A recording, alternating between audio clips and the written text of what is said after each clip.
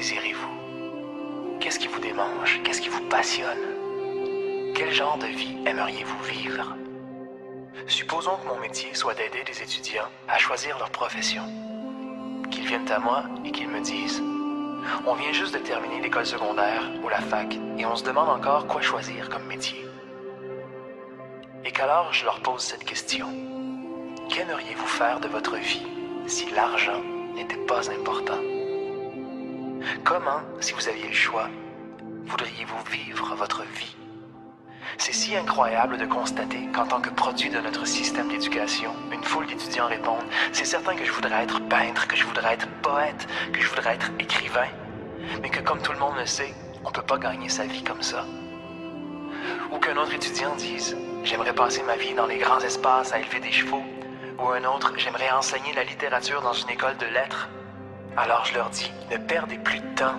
Qu'est-ce qui vous fait vibrer passionnément? » Et quand on met enfin le doigt sur quelque chose et que l'élève me dit « Voici ce que j'aimerais vraiment faire », je lui réponds « C'est exactement ce que tu vas faire.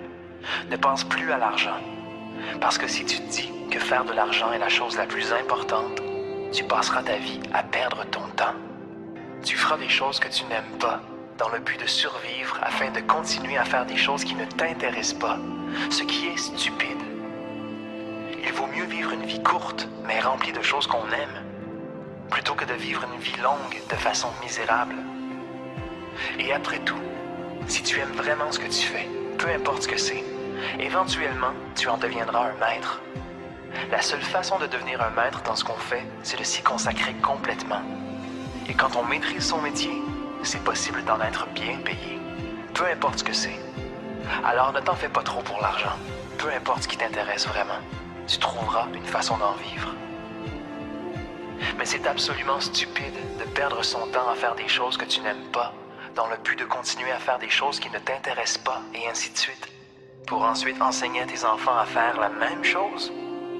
Tu vois, ce qu'on fait, c'est qu'on enseigne à nos enfants à vivre le même genre de vie qu'on a vécu, afin qu'ils puissent un jour se justifier et trouver une satisfaction dans le fait d'enseigner à leurs enfants, à bien enseigner à leurs enfants, à faire la même chose. C'est une suite sans fin qui n'aboutit jamais. C'est pourquoi il est si important de considérer cette question. Qu'est-ce que je désire vraiment?